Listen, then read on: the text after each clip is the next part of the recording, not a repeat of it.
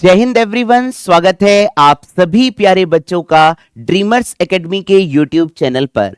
आज की वीडियो में हम बात करेंगे कि स्प्रिंग फोर्स से रिलेटेड वर्क डन को किस तरीके से फाइंड आउट करा जाता है। आप सभी प्यारे बच्चों को सबसे पहले इसके बेसिक कॉन्सेप्ट क्लियर होने चाहिए, उसके बाद आप क्वेश्चन पर आसानी से अप्रोच कर सकते हैं। जो भी आपके एनसीईआरटी के क्वेश्चंस दिए हुए हैं वो आसानी से सॉल्व हो जाएंगे यहां पर। तो सबसे पहले इस वीडियो में हम क्या करेंगे कि सबसे पहले बेसिक कॉन्सेप्ट को सीखेंगे और उसके बाद हम क्या करेंगे, आपके कुछ न्यूमेरिकल की प्रैक्टिस करेंगे। मात्र 15 से 20 मिनट की क्लास रहेगी, तो उम्मीद करूंगा कि अगर आप लास्ट तक वीडियो देखेंगे तो सारी चीजें जो सिखाने की जिम्मेदारी होगी वो हमारी होगी। बात क्लियर है, यस और नो? तो सबसे पहले हम बात करेंगे कि सर स्प्रिंग फोर्स जो होता है, जो कि आपका एक कंजर्वेटिव फोर्स होता है, जिसमें वर्क डन जो होता है इंडिपेंडेंट होता है पाथ पर। अगर आपको पता है तो बहुत अच्छी बात है, नहीं पता है तो जरा ध्यान से सुनेंगे कि सर सबसे पहले हमें इसमें वर्क डन को कैलकुलेट करना होता है। ये जो स्प्रिंग होती है, आप सभी लोगों ने स्प्रिंग तो देखी होगी मेरे भाई। स्प्रिंग जो होती है ये आपकी एक कुछ इस तरीके से यूनिफॉर्म क्रॉस सेक्शनल की होती है, जिसको हम जनरली हेलिकल स्प्रिंग के नाम से जानते हैं। अब ये जो हेलिकल स्प्रिंग होती है, अगर स्प्रिंग के अंदर एक प्रॉपर्टी होती है, जब आप इस पर एक अप्लाइड फोर्स लगाएंगे तो ये स्प्रिंग क्या करता है, अपनी इनिशियल पोजीशन जो आपकी रेस्ट पोजीशन है उसका क्या करता है, अपोज करना स्टार्ट करता है। और अपोज जो करता है, जिसकी वजह से स्प्रिंग में क्या लगता है, स्प्रिंग फोर्स लगता है, जिसको हम किस नाम से जानते हैं, स्प्रिंग फोर्स के नाम से जानते हैं। सर ये जो स्प्रिंग फोर्स होता है ये क्या करता है, इसकी ओरिजिनल पोजीशन पर लाने की कोशिश करता है। मतलब क्या है, ये इसको पोजीशन को रिस्टोर करता है। इसी वजह से आप इसको बोलते हैं, सर ये मेरा जो फोर्स होता है इसे हम रिस्टोरिंग फोर्स भी बोलते हैं। जिसकी डायरेक्शन टुवर्ड्स द हमेशा कैसी होती है मेरे बच्चे, मीन पोजीशन की तरफ ही होती है। बात क्लियर है, यस और नो? अगर आपने चीजों को क्या करा है, एक्सटेंड करा है, यानी कि स्प्रिंग फोर्स जो होता है यहां पर एक्स क्या इंडिकेट करता है, एक्स इंडिकेट करता है कि स्प्रिंग के अंदर कितना एक्सटेंशन हुआ है, या आप बोल सकते हैं स्प्रिंग के अंदर कितना कंप्रेशन हुआ है। अगर यहां पर जो निगेटिव साइन होता है, ये निगेटिव साइन ये इंडिकेट करता है कि सर आपने जो अप्लाइड फोर्स लगाया है, या आप कह सकते हैं जो डिस्प्लेसमेंट हुआ है वो आपका पॉजिटिव एक्स डायरेक्शन में है, और स्प्रिंग फोर्स कहां लग रहा है, निगेटिव एक्स डायरेक्शन में। मतलब क्या है कि दोनों जो वेक्टर्स हैं वो दोनों आपके एक दूसरे के एंटी पैरेलल हैं। अगर एंटी पैरेलल होंगे तो एंगल का मान कितना होता है मेरे बच्चे, 180 डिग्री। और 180 डिग्री में वर्क डन कैसे फाइंड आउट करेंगे, W बराबर FS cos थीटा। थीटा यहां पर कितना हो जाता है मेरे बच्चे, 180 डिग्री के बराबर। निगेटिव साइन ये इंडिकेट करता है कि स्प्रिंग फोर्स एंड डिस्प्लेसमेंट जो है वो कैसे है मेरे बच्चे, अपोजिट डायरेक्शन में है। यहां पर के क्या होता है मेरे बच्चे, के इस बात को इंडिकेट करता है कि सर स्प्रिंग का स्टिफनेस कितना है। मतलब स्टिफनेस का मतलब जरा ध्यान से सुनेंगे, जैसे आप लोगों ने स्प्रिंग देखी होगी, स्प्रिंग सभी लोगों ने देखी है। अगर स्प्रिंग जो है आसानी से खिंच जा रही है, मतलब स्प्रिंग कैसी है मेरे बच्चे, सॉफ्ट है। सॉफ्ट का मतलब क्या है कि आप बोलेंगे सर उसकी स्टिफनेस जो है वो क्या है मेरे बच्चे, कम है। अगर आप कहते हैं कि स्प्रिंग को आप कंप्रेस कर रहे हैं या खींच नहीं रही है, आसानी से नहीं खींच रही है, जिसकी वजह से आप क्या बोलेंगे, ये स्प्रिंग कैसी है आपके सामने, स्टिफ्ड स्प्रिंग है, मतलब आसानी से नहीं खींच रही है। इस केस में वर्क डन कैसे फाइंड आउट करते हैं, वर्क डन निकालने के लिए हम सबसे पहले क्या लिखेंगे, DW बराबर, याद रखेंगे जो भी आप स्प्रिंग को एक्सटेंड करेंगे, इस केस में बहुत ध्यान से सुनना है कि स्प्रिंग जो है वो कैसे खींची जा रही है, ग्रेजुअली खींची जा रही है। मतलब सडन काम नहीं हो रहा है। सडन का मतलब आपने ऐसे नहीं खींची है तुरंत, आप क्या कर रहे हैं, उस स्प्रिंग को धीरे धीरे धीरे धीरे धीरे खींच रहे हैं। मान लीजिए सबसे पहले आपने इसमें जो डिस्प्लेसमेंट दिया है वो कितना दिया है मेरे बच्चे, dx अमाउंट का डिस्प्लेसमेंट दिया है। अगर आपने इसको dx डिस्प्लेस करा है तो स्प्रिंग फोर्स कितना आएगा मेरे बच्चे, वर्क डन कैसे निकालेंगे, बोलिए फटाफट से। वर्क डन बराबर फोर्स इनटू डिस्प्लेसमेंट। अब यहां पर अगर मैं डिस्प्लेसमेंट की बात करूंगा वो कितना है dx, और F क्या है यहां पर हमारे सामने स्प्रिंग फोर्स के बराबर है। बात क्लियर है क्या? अब आप क्या करेंगे, यहां पर डिस्प्लेसमेंट जो है सबसे पहले मैं क्या करूंगा, यहां पर dx अमाउंट से क्या करूंगा, डिस्प्लेस करूंगा। ठीक है, अब जब छोटा सा डिस्प्लेसमेंट होगा तो वर्क डन भी कैसा आएगा मेरे बच्चे, छोटा सा निकल कर आएगा। बात क्लियर है क्या? अब यहां पर स्प्रिंग फोर्स कितना दे रखा है, आप बोलेंगे सर स्प्रिंग फोर्स दे रखा है माइनस के एक्स के बराबर। अगर माइनस के एक्स के बराबर है, मुझे क्या करना है, मुझे तो टोटल एक्स डिस्प्लेसमेंट के लिए निकालना है वर्क डन। तो मैं दोनों तरफ क्या करता हूं, इंटीग्रेशन। इंटीग्रेशन करेंगे दोनों तरफ, इंटीग्रेशन ऑफ dw के यहां पर मटेरियल की प्रॉपर्टी है, integration of x into dx के बराबर आ जाएगा। बात क्लियर है, यस और नो? अब यहां पर जरा ध्यान से सुनेंगे, इंटीग्रेशन के लिए सबसे पहले आपको उसका बेसिक कॉन्सेप्ट पता होना चाहिए। मान लीजिए अगर इंटीग्रेशन x की पावर n इंटू dx है, तो हम इसको क्या लिखेंगे, मुझसे बोलिएगा फटाफट से, x की पावर n प्लस 1 अपॉन में क्या करते हैं, n प्लस 1। अगर यहां पर 1 लिखा है तो क्या मैं इसको x के टर्म में लिख सकता हूं? सबसे पहले याद रखेंगे जिसके रेस्पेक्ट में क्या कर रहे हैं आप, इंटीग्रेट कर रहे हैं, उसके लिए आपका एक फंक्शन यहां पर उसी के वेरिएबल में होना चाहिए। तो यहां पर मैं x की पावर 0 लिखूंगा तो कितना आ जाएगा, मुझसे बोलिए फटाफट से, x की पावर 0 प्लस 1 अपॉन में कितना हो जाएगा, 0 प्लस 1 के बराबर। बात क्लियर है क्या? यानी कि 1 इंटू dw किसके बराबर हो जाएगा, आप बोलेंगे सर ये हो जाएगा w के बराबर हो जाएगा। That is equal to minus K, और यहां से x की पावर 1 है तो x की पावर कितनी निकल कर आ जाएगी मेरे बच्चे, x की पावर 1 प्लस 1 अपॉन में कितना आ जाएगा मेरे बच्चे, 2 के बराबर आ जाएगा।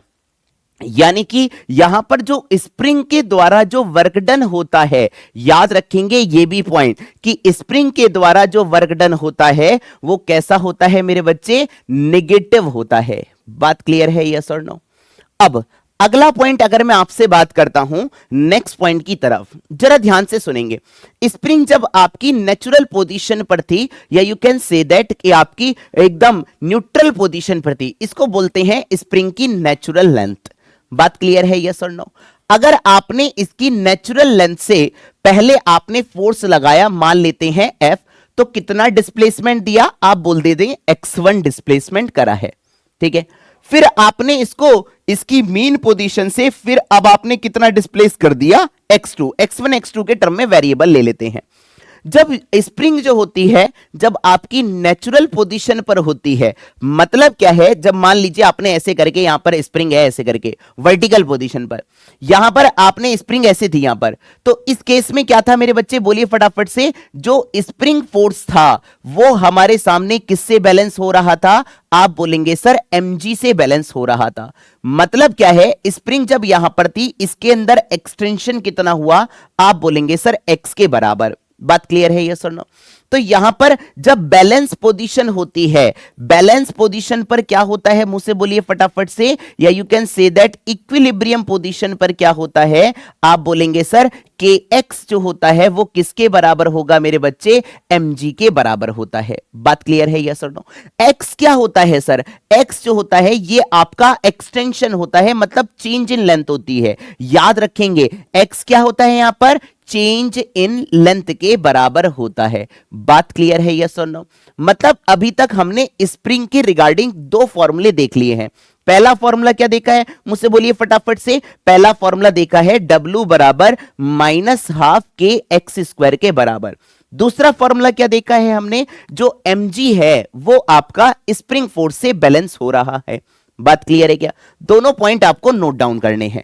अब बात आती है कि सर स्प्रिंग को पहले आपने x1 अमाउंट से खींचा, फिर आपने कितने खींचा मेरे बच्चे, बोलिए, फर्दर आपने x2 अमाउंट से इसको खींचा, तो आपको कितना वर्क डन करना पड़ा अगेंस्ट द स्प्रिंग, ये आपको निकालना पड़ता है।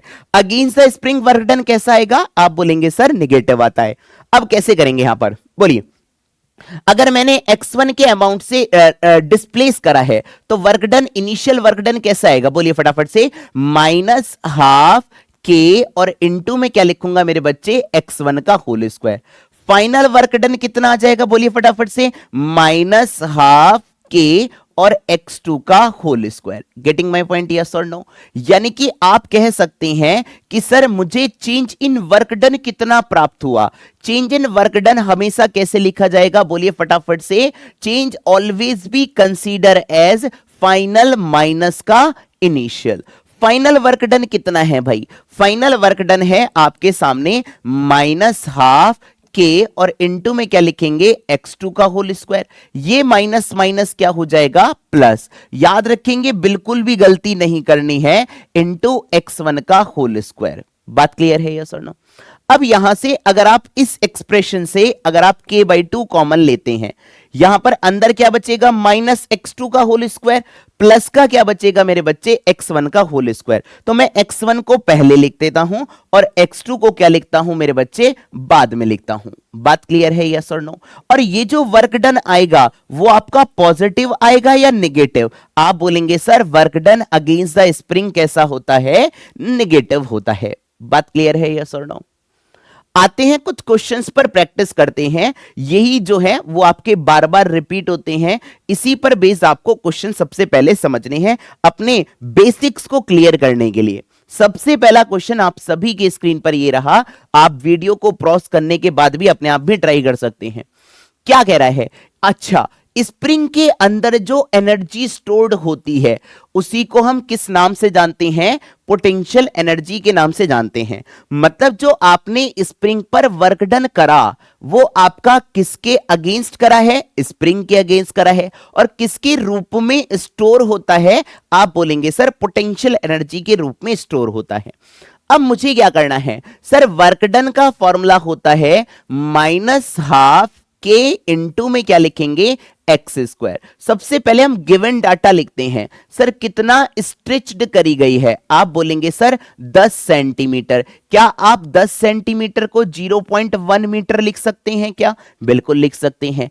10/100 करेंगे तो कितना आ जाएगा, आप बोलेंगे सर 0.1 के बराबर। अब यहां पर work done is a form of potential energy. Potential energy कितनी दे रखी है, 5600 जूल के बराबर। That is equal to -12, minus यहां पर खाली क्या इंडिकेट करता है, वर्क डन कैसा आ रहा है, नेगेटिव आ रहा है। इनटू में क्या लिखेंगे, x का होल स्क्वायर। तो मैं यहां पर वर्क डन को खाली ये मानकर चलूंगा, negative sign only shows that work done is negative against the spring. बात क्लियर है, यस और नो?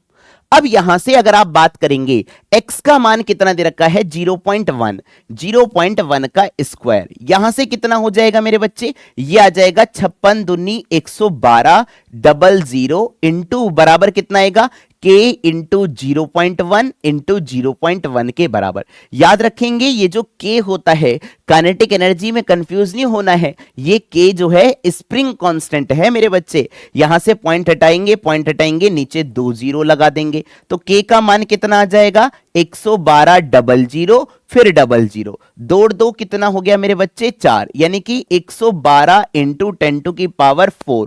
अब यूनिट क्या लिखें सर, k का जो यूनिट होता है याद रखेंगे f बराबर क्या आता था मेरे बच्चे, kx। तो f का यूनिट होता है न्यूटन और डिस्प्लेसमेंट का यूनिट क्या होगा, मीटर या सेंटीमीटर, जो भी आपको लिखना है। यहां पर mks यूनिट की बात करी गई है तो हम क्या लिखेंगे, मीटर लिखेंगे। यानी कि this is the final answer. उम्मीद करूंगा बिल्कुल बहुत अच्छे से समझ में आया होगा। आगे बढ़ते हैं नेक्स्ट क्वेश्चन की तरफ।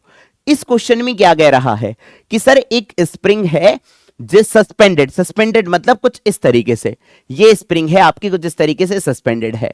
कितने मास से है बच्चे, बोलेंगे सर यहां पर 100 ग्राम इसका मास दे रखा है, ठीक है। स्ट्रेच्ड बाई मतलब यहां पर थी, यहां से कितनी स्ट्रेच हो गई है, इसकी नेचुरल लेंथ से x बराबर 1 सेंटीमीटर स्ट्रेच करी गई है। आपको क्या बताना है कि स्प्रिंग कांस्टेंट का मान बताना है। अब ये जो स्ट्रेच्ड होगी, आपको सबसे पहले ये कंसीडर करना होगा ये कैसे स्ट्रेच करी गई है, मतलब स्ट्रेच जो है वो सडन करी गई है या ग्रेजुअली करी गई है, धीरे धीरे धीरे। आपका आंसर होगा सर ये धीरे धीरे प्रोसेस होता है, मतलब एक कंडीशन पर आकर यहां पर ये कैसी हो गई होगी मेरे बच्चे, रुक गई होगी। रुक गई होगी का मतलब नेट फोर्स जीरो होगा, बैलेंस कंडीशन पर होगी। इसका अपोज कौन करता है, आप बोलेंगे सर फ्रिक्शन फोर्स होता है। फ्रिक्शन नहीं, यहां पर स्प्रिंग फोर्स की बात करेंगे। स्प्रिंग फोर्स किससे बैलेंस हो जाएगा, आप बोलेंगे सर mg से बैलेंस हो जाएगा। जो स्प्रिंग फोर्स है वो कितना है मेरे बच्चे, k इंटू एक्स के बराबर, m इंटू जी के बराबर। उम्मीद करूंगा ये भी पॉइंट आपको put the value get the answer वाला ही क्वेश्चन था। k का मान कितना है, k का मान आपको निकालना है, x का मान 1 सेंटीमीटर, तो मैं 1 सेंटीमीटर को 1/100 मीटर लिख दूं क्या। अब मास कितना दे रखा है, आप बोलेंगे सर 100 ग्राम।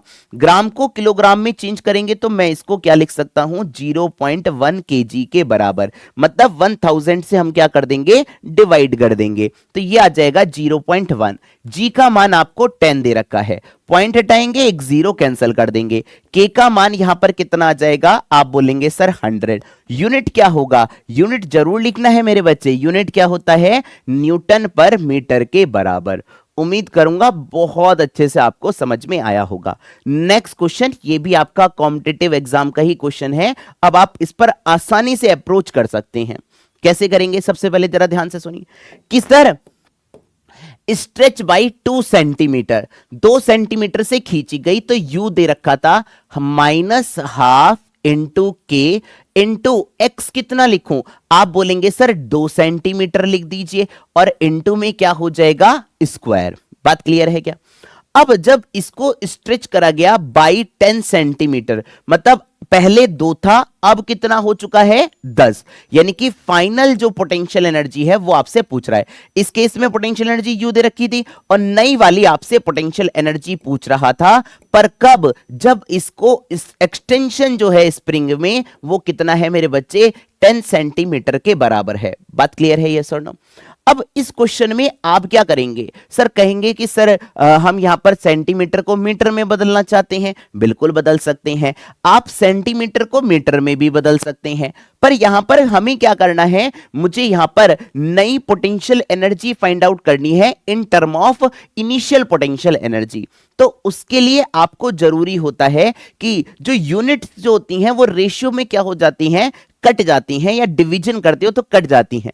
तो यहां पर सेंटीमीटर मैटर ही नहीं करेगा, u अपॉन यू न्यू किसके बराबर हो जाएगा, ये k/2 कैंसिल आउट हो जाएगा, 2 का स्क्वायर करेंगे तो कितना आ जाएगा, 4 सेंटीमीटर स्क्वायर, और अपॉन में कितना लिखूं मेरे बच्चे, 10 का स्क्वायर लिखेंगे, 100 सेंटीमीटर स्क्वायर के बराबर। देखो सेंटीमीटर स्क्वायर से सेंटीमीटर स्क्वायर क्या हो जाएगा, कैंसल आउट हो जाएगा। तो जब यहां से आप 4 से कट करेंगे तो ये वाली वैल्यू कितनी आ जाएगी, 25। 25 का क्रॉस मल्टीप्लाई करेंगे तो नई पोटेंशियल एनर्जी किसके बराबर आएगी, आप बोलेंगे सर 25 यू के बराबर। उम्मीद करूंगा ये भी क्वेश्चन आप सभी लोगों ने अपने आप आसानी से बना लिया होगा। नेक्स्ट क्वेश्चन की बात करते हैं, क्वेश्चन नंबर 4। जब भी हम स्प्रिंग के अंदर पोटेंशियल एनर्जी जो लिखते हैं उसका फॉर्मूला क्या होता है, आपको पता है, -12 kx² के बराबर होता है। बहुत ध्यान से सुनेंगे, एनसीईआरटी का I think question number exercise का 5.4 इसी पर बेस्ड है, आपको बहुत ध्यान से सुनना है। सबसे पहले आपको ये पता होना चाहिए x बराबर 0 पर पोटेंशियल एनर्जी कितनी है, 0 है। मतलब क्या है, अगर पोटेंशियल एनर्जी आपकी 0 है, इसका मतलब यह है यहां पर पोटेंशियल एनर्जी 0 होती है, और ये कौन सी पोजीशन होती है, मीन पोजीशन। और मीन पोजीशन पर आप याद रखेंगे, मैं इसको ऐसे डायग्राम से भी रिप्रेजेंट कर सकता हूं, आप देखेंगे जरा ध्यान से। यहां पर ये थी आपके सामने स्प्रिंग, अब स्प्रिंग जो है मैक्सिमम कितनी जा सकती है, आप बोलेंगे सर इतनी मैक्सिमम एक्सटेंशन हो सकता है, और इतना इसके अंदर क्या हो सकता है, कंप्रेशन। ये इसकी कौन सी पोजीशन हो गई, आप बोलेंगे सर ये होती है इसकी मीन पोजीशन। मीन पोजीशन पर x बराबर 0 होगा तो आपकी पोटेंशियल एनर्जी भी कितनी हो जाएगी, जीरो के बराबर। अगर पोटेंशियल एनर्जी जीरो है तो आपको पता है एनर्जी क्या रहती है, कंजर्व। तो काइनेटिक एनर्जी यहां पर कैसी होगी, मैक्सिमम। यानी कि जो मीन पोजीशन होगी वहां पर काइनेटिक एनर्जी मैक्सिमम होगी। जब आप एक्सट्रीम पोजीशन पर चले जाएंगे वहां पर पोटेंशियल एनर्जी मैक्सिमम हो जाएगी और स्प्रिंग वहां पर जाकर क्या हो जाती है, रुक जाएगी। अगर रुक जाएगी तो वेलोसिटी जीरो हो जाएगी और काइनेटिक एनर्जी भी कितनी हो जाएगी, जीरो। ये कौन सी पोजीशन की बात है, ये सर है एक्सट्रीम पोजीशन की बात है। और ये कौन सी पोजीशन की बात है, ये आपकी मीन पोजीशन की बात है। बात क्लियर है क्या? अब यहां पर ये जो डायग्राम है इसमें कौन सा ऑप्शन सही हो जाता है, आप बोलेंगे सर यहां पर चार्ली ऑप्शन यहां पर सही होता है। बात क्लियर है, यस और नो? अगला पॉइंट, नेक्स्ट क्वेश्चन की तरफ मूव ऑन करते हैं। अगला क्वेश्चन क्या कह रहा है, एक स्प्रिंग है जिसका आपको इस बार जरा ध्यान से सुनेंगे कि सर अब स्प्रिंग में क्वेश्चन की अप्रोच अलग से आ रही है। ये अप्रोच जो है जरा ध्यान से सुनेंगे। इसमें सबसे पहले गिवन डाटा है के यहां पर स्प्रिंग कांस्टेंट का मान दे रखा है। इनिशियली कितना कह रहा है, 10 सेंटीमीटर, यानी कि ये हो गया सर x1। बहुत ध्यान से सुनना है मेरे बच्चे। आपने स्प्रिंग, ये आपकी नेचुरल पोजीशन पर थी, फिर आपने इसके अंदर 10 सेंटीमीटर एक्सटेंड करना, तो ये हो गया मेरे सामने x1 का मान। अब आपने इसी स्प्रिंग को फर्दर और कितना एक्सटेंड कर दिया, आप बोलेंगे सर यहां पर मैंने इस स्प्रिंग को और 10 सेंटीमीटर और बढ़ा दिया। यानी कि अगर आप 10 सेंटीमीटर और बढ़ा देंगे तो x2 टोटल कितना हो जाएगा, आप बोलेंगे सर 20 सेंटीमीटर। ये पॉइंट नोट करने वाला था और समझने वाला था कि फर्दर बाई 10 सेंटीमीटर मतलब जितना एक्सटेंड हो गया है उसी के आगे का खेल हुआ है। अब हमें इस केस में वर्क डन निकालना है। x1 x2 पता है, k पता है, बहुत आसानी से निकाल सकते हैं। कैसे निकालेंगे वर्क डन, बोलिए फटाफट से। हाफ k, क्या लिखते थे बोलिए फटाफट से, x1 स्क्वायर माइनस का x2 का होल स्क्वायर। पर ये वर्क डन कैसा आएगा, आप मुझे ये बताइए। आप बोलेंगे सर वर्क डन आएगा नेगेटिव में, और आना भी चाहिए। x1 का मान छोटा है और x2 का मान बड़ा है। यहां पर x1 जो है 10 सेंटीमीटर को मीटर में बदलिए, 0.1 मीटर। ये कितना आ जाएगा, 0.2 मीटर के बराबर। यहां से वर्क डन कैलकुलेट करते हैं। 1/2 के का मान कितना है, आप बोलेंगे सर 5 × 10⁻³ x1 कितना है, x1 है 0.1 मीटर के बराबर। मतलब क्या है, 0.1 का स्क्वायर माइनस का 0.2 का होल स्क्वायर। बात क्लियर है, यस और नो? बहुत प्यार से करना है, कोई जल्दबाजी नहीं करनी है। कैलकुलेशन में तो बिल्कुल भी एरर नहीं करनी है भाई। अब यहां से 0.1 का अगर आप स्क्वायर करते हैं तो ये वाली वैल्यू कितनी आएगी, आप बोलेंगे सर 0.01 के बराबर। ये वाली वैल्यू कितनी आएगी, 0.04 के बराबर। यहां से कैलकुलेशन है बस, और कुछ नहीं बचा है भाई। 5 × इसको मैं 1000 लिख सकता हूं और माइनस में 0.03 लिख सकता हूं। बात क्लियर है क्या? 2 से कट करिए, ये कितना आ जाएगा भैया, पंजे 10, 0 0 पॉइंट हटाएंगे, नीचे 2 0 कैलकुलेट करेंगे, 2 0 से 2 0 कट गया, 5 पंजे 25 और 25 का 3 से मल्टीप्लाई करेंगे तो कितना आंसर आ जाएगा, -75 joule. This is the correct answer. कितने लोगों ने निकाल लिया था मेरे भाई? लास्ट क्वेश्चन की बात करते हैं। अगला क्वेश्चन क्या है मेरे बच्चे, ध्यान से सुनेंगे ये भी क्वेश्चन। अब यहां पर कई लोग गलती नहीं करनी है मेरे भाई, बहुत प्यारा क्वेश्चन है। क्या कह रहा है कि सर एक स्प्रिंग है जो आपकी इसकी नेचुरल लेंथ पर है। नेचुरल लेंथ कितनी दे रखी है, आप बोलेंगे सर 60 सेंटीमीटर के बराबर। यानी कि मेरे सामने नेचुरल लेंथ यहां पर 60 सेंटीमीटर है। बहुत बढ़िया सर। स्प्रिंग का कांस्टेंट कितना दे रखा है, के का मान आप बोलेंगे सर 4000 न्यूटन पर मीटर के बराबर दे रखा है। मास का हैंग कर गया फ्रॉम इट, मतलब अगर मैं इसको यहां से मास को हैंग करूंगा तो क्या होगा, इसके अंदर एक्सटेंशन आएगा। मतलब स्प्रिंग की जो इसकी नेचुरल लेंथ है उसमें क्या हो जाएगा, एक्सटेंशन। मैं नेचुरल लेंथ को यहां पर कंसीडर कर लेता हूं x0।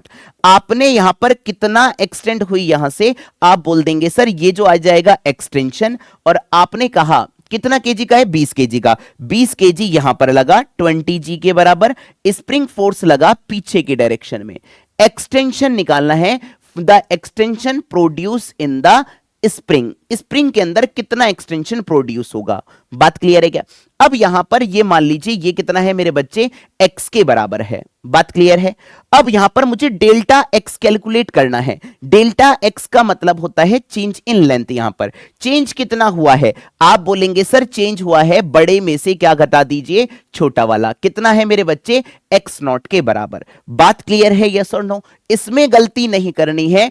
x जो है वहां पर वो कितना है मेरे बच्चे, इनिशियल से एक्सटेंशन कितना हुआ, ये हुआ, this is the change in length.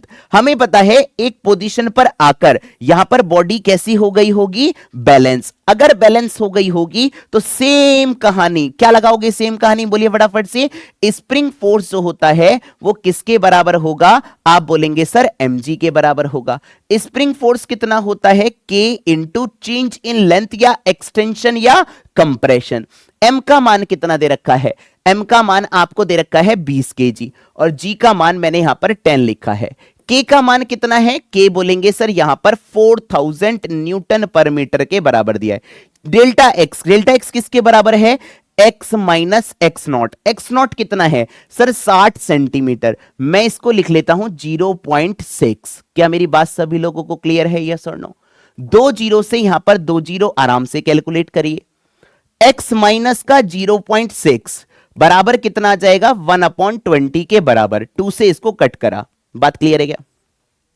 1/20 को हम क्या लिखेंगे, 1/20 हो जाएगा 0.05 के बराबर। x माइनस 0.6 ये हो जाएगा 0.05। बात क्लियर है क्या? यानी कि x कितना आया, आप बोलेंगे सर 0.65 मीटर, या मैं 1 मीटर में 100 सेंटीमीटर होते हैं, यानी कि x कितना आ गया, आप बोलेंगे सर 65 सेंटीमीटर। मतलब क्या है कि सर यहां से जो इसकी जो फिक्स्ड पोजीशन है वहां से इसका जो एक्सटेंशन है वो 65 है, नेचुरल लेंथ 60 है, तो कितने का एक्सटेंशन हुआ, आप बोलेंगे सर 5 सेंटीमीटर का एक्सटेंशन हुआ।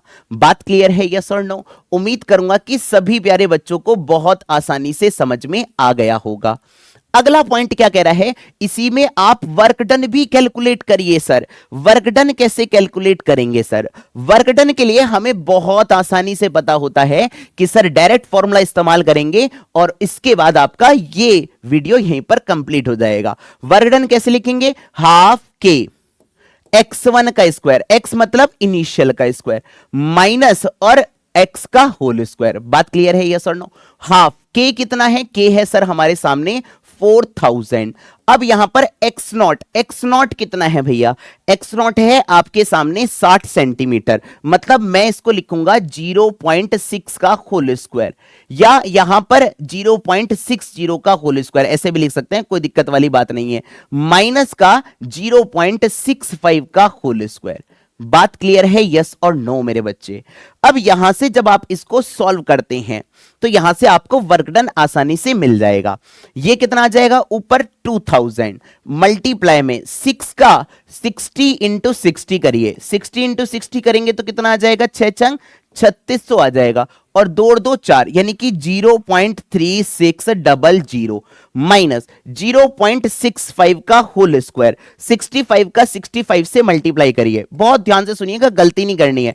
5 पंजे हो जाएगा 25, कैरी 2, 6 पंजे 30 और 30, 60 और 2 62, 6 छंग 36 और 6 कितना हो गया, 42। मतलब 0 पॉइंट ये आ जाएगा 4225 के बराबर।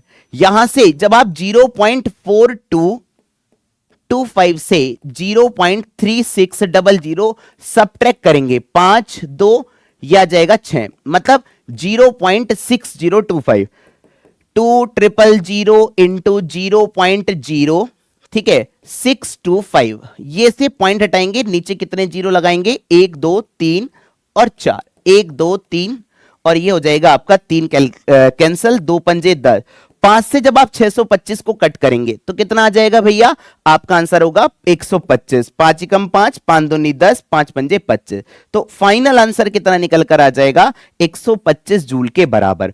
उम्मीद करूंगा कि आप सभी प्यारे बच्चों को समझ में आ भी गया होगा। लास्ट वाला जो क्वेश्चन है ये आप सभी प्यारे बच्चों को मुझे कमेंट सेक्शन में बताना है। अगर आपको वीडियो पसंद आई है तो प्लीज वीडियो को लाइक भी कर दीजिएगा और चैनल को सब्सक्राइब भी कर दीजिएगा। Thank you very much and जय हिंद ऑल ऑफ यू।